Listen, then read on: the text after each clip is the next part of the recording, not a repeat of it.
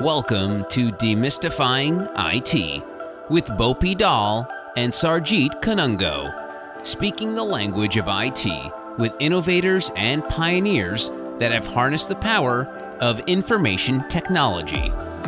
I'm back with my old friend Margaret Potter. We've been talking about her career that evolved from a software developer to a CIO and finally CEO of Camilla Companies, a multi-billion-dollar business that builds, leases, and manages single-family homes and townhomes in Texas. Now, Margaret, how do you balance the need for rapid growth with the need for quality and customer satisfaction? I am really fortunate. Camilla Companies is a privately held company, and so we don't have that external artificial pressure to deliver rapid growth. What our stakeholders, what our owners are looking for is really consistent quality growth. We're looking at the business through the lens of sort of the infinite game. For those people that might be familiar with Simon Sinek's work, we're big believers in the concept of start with why and the infinite game. So for us, we're saying, how do we ensure that our businesses stay in business for the next 100 years?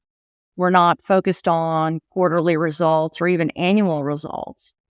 And if you take that mindset, if you say, how do I make sure that these businesses are growing and thriving for the next 100 years?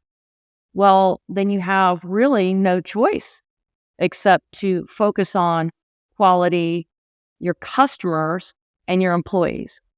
So if you're not focusing on customer satisfaction, customer experience, employee satisfaction, and employee experience, then you are not going to be in business for the long haul. So that's a mantra, and that's going back to your training and development type question. That's why we focus so heavily on those types of trainings, is to get us all on the same page and speaking the same language. So would you then say that Camilla Companies focus on customers and quality and its employees? The rapid growth becomes a byproduct of that strategy? It absolutely does. So many times, even in my own career, the focus is on how do we grow? How do we grow our revenues? The important thing that we've learned is to flip that upside down and say those things are the byproduct of first focusing on customers' needs, customer satisfaction, employees' needs, and employee satisfaction. Growth, revenue, net profit, even quality. Because when you're focused on the needs of your customers, you are focused on quality. And when you're focused on the needs of your employees want to deliver quality work.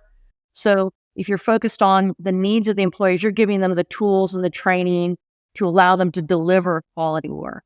So growth is definitely a byproduct of focusing on the other aspect. So we're going to shift gears a little bit here. As the CEO, what value do you place on data, insights, and AI?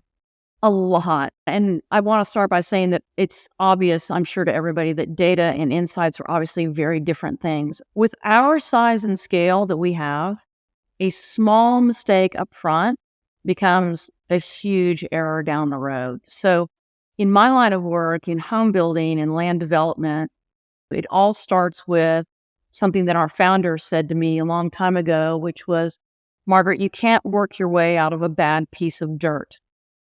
And that analogy is so on point because if you get it wrong in the beginning, if you make a mistake up front, then everything you do after that is trying to dig your way out of a hole. And a lot of times you can't. And so our business, we buy a piece of land. It takes us 3 years to develop it. Then it takes us a year to build houses. If we make a mistake up front, it's going to cascade and we're going to feel the pain of that for years to come. So for us, getting all of the information that we possibly can up front before we make a decision is so critical. And so the data is one thing, and that can be obviously very challenging to get. But then you move to the second part, which is the insights.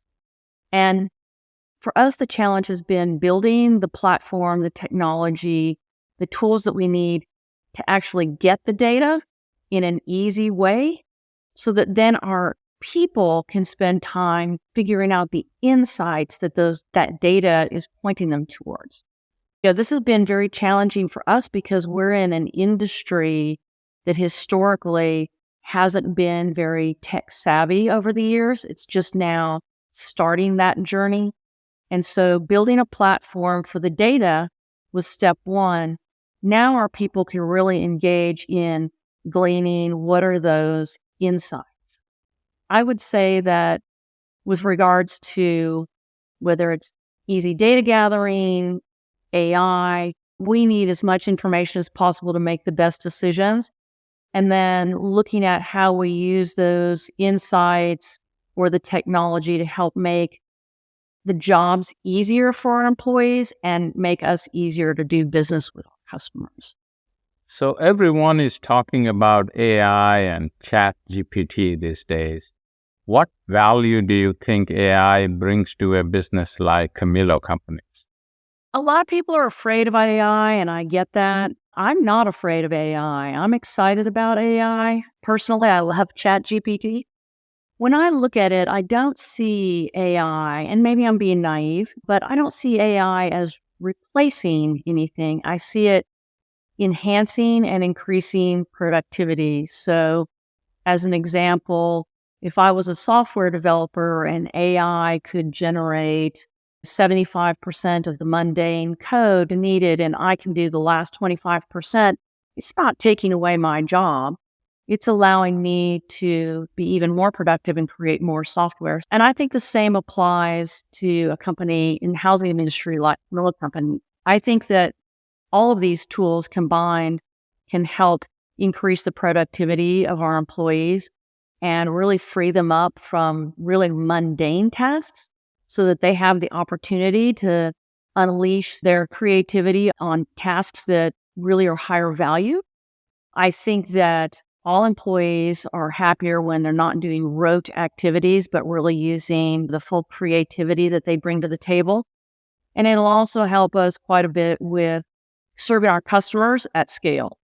So as much as we would love to be able to interact and speak with and hear the voice of every single customer, on our rental business alone, we have over 10,000 houses. And so these kinds of technologies will really help us to better hear the voice of our customer and better be able to serve them in the way that they want to be served. So, AI and ChatGPT, I love engaging in the debates. I love reading what other people's opinions are about it. Personally, I embrace it and I'm excited about what it can do for our company. I like this attitude. So what are some of the key attributes you look for in a CIO or a CTO candidate for Camilo Companies? Well, whether it's at Camilo Companies or elsewhere, one of the things that I've always looked for is a person that has a passion for understanding our business. First and foremost, I want somebody that really wants to dive in and understand the business side of things, what we're doing, what our strategy is. I want somebody that can really partner with business unit leaders to understand the customer needs, the strategy of the business. We don't know what we don't know. And so I need somebody in that role that has such a solid understanding of our business and they can marry that with the technology so that they can come to the table with ideas on how we can improve our business, how we can improve the customer experience. I know that in a CIO or CTO that I want all of the usual things, the table stakes, in my opinion, to be done.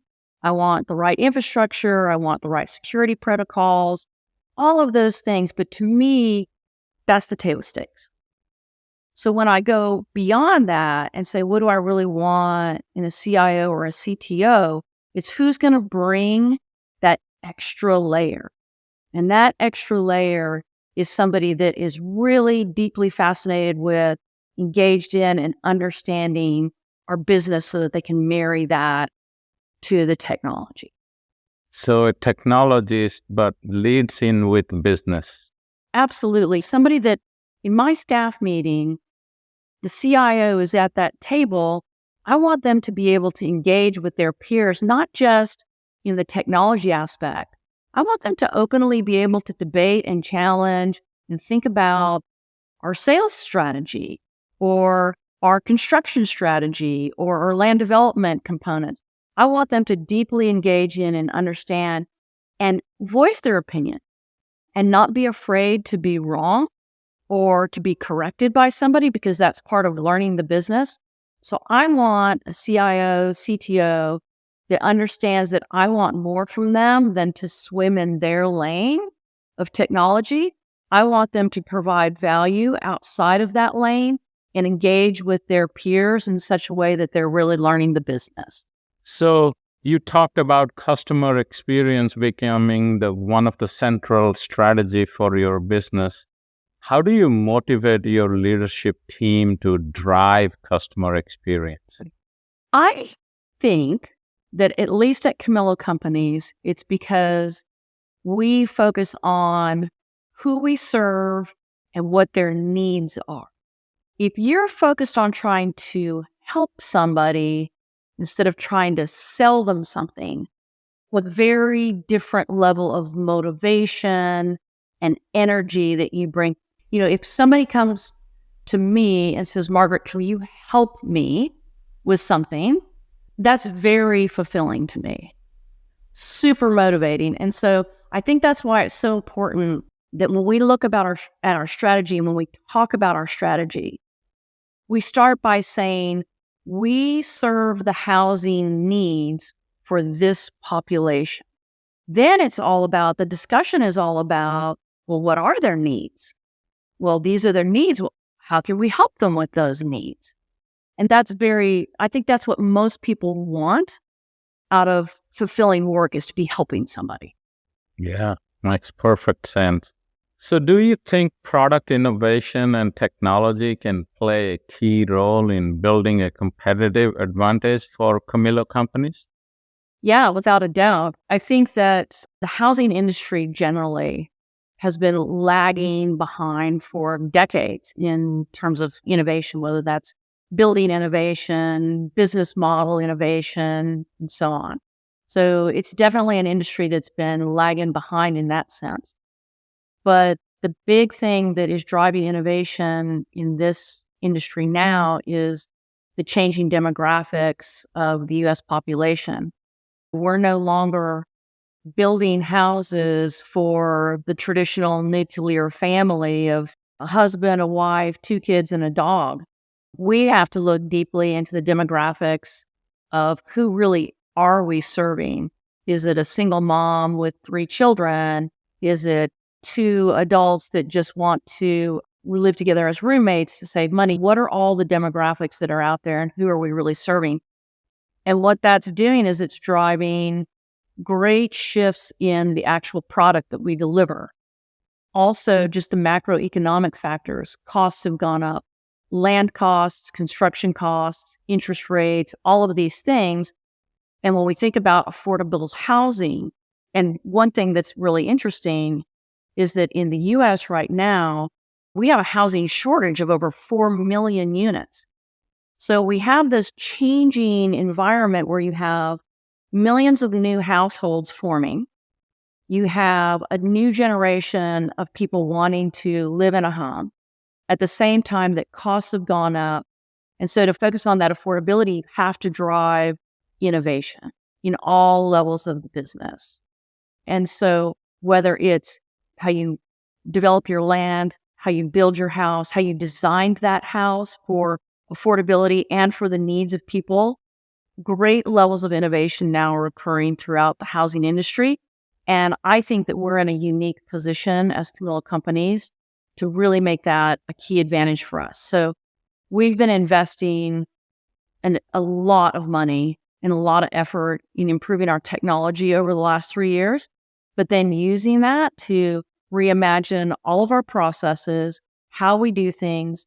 And then one of the key things that I did, I guess it's been over a year now, time goes by fast, was I actually hired a chief innovation officer to help drive this kind of innovative thinking and design thinking throughout every aspect of our business. And that's going to pay off for us. And we're in the early stages of having brand new product, very innovative new product, new innovative ways of developing the land to marry up with that product that we're going to be launching hopefully later this year. Sounds exciting. So what advice you could have for your fellow CEOs to harness the power of technology for their business? Oh, don't make the mistakes that I made. That would be advice number one. I made the mistake of under budgeting for my technology needs and thinking that I could just very gradually and very incrementally make improvements in my technology. That was a big mistake. I think that taking an incremental approach to how you handle your technology needs is a big mistake. I think that everybody needs to take a step back and look at the overall blueprint that they have for their technology and determine if that blueprint is going to allow them to do the things that they want to do on the business side. And so we had to take a step back and we had to develop a blueprint of where we wanted to be and then very aggressively go after that blueprint for our technology. The incremental approach that we had been taking really led us to have just a hodgepodge of bolt-on applications. We found that when we did an audit of our systems, I think we had 7 different platforms for communicating with customers. We didn't have a streamlined, integrated approach. Not only did that hurt our customers, it was hurting our employees. So my advice would be don't under budget it. Don't take an incremental approach. Take a look at all of the business needs that you have. Compare that to the blueprint of what you have today. If it doesn't align, create a new blueprint. Create that vision for your technology so that everything you're doing is going towards developing that blueprint and not just bolting on Band-Aids here and there aren't ultimately going to get you where you want to be. Fantastic advice. So on the other side, what advice you could offer to the CIOs and CTOs to drive better value for their respective businesses? I guess it goes back, Sarjeet, to something that we were talking about when I look for a CIO or a CTO. I would say as much time as you spend reading or going to conferences and keeping up with technology, invest an equal amount of time in understanding the business that your company is in. And so look at your peers and say, what subscriptions are they reading on a daily or weekly basis? What forums are they attending to learn more about the business? And find out what those are and keep up with those as well. So if you're going to really bring value, your technology expertise is why you're there, but what gives you that extra something special that a company really needs is for you to really understand the business, the industry, where the industry's heading, and being able to see around the corner so that you can talk about how technology solutions can help enable or even bring new sources of revenue or products. All right, last but not the least, what do you like to do for fun? Work. No. I'm at a point in my life, I'm very fortunate. My husband and I are empty nesters now. So I like to say we're enjoying our second childhood. So we really do enjoy getting out and traveling. We're big foodies. We love great wine. So usually our travel encompasses something to do with great food, great wine, and traveling around and visiting our kids wherever they happen to live these days. Oh, great. Houston is a great place for food. Absolutely. The most diverse city in the United States brings with it the most diverse and wonderful food opportunities. Margaret, thank you for joining me today. I appreciate your valuable input very much. Sarjeet, it was an absolute pleasure, and I look forward to our more typical conversations over a nice glass of wine. You got it. That's it for today's episode of Demystifying IT. If you don't want to miss any of our episodes, make sure you subscribe to our show. And if you like what we do, please leave us a review on Apple or Spotify. It really helps us reach more amazing people like you. We'll see you next time. This has been Demystifying IT with Bopi Dal and Sarjeet Kanungo. Connect with Bopi and Sarjeet at demystifyingit.com, where you can take a quick assessment to explore the opportunities you may be leaving on the table and learn to expand your market or create a new one by building your business foundations on technology. Demystifying IT is a production of Forbes Books.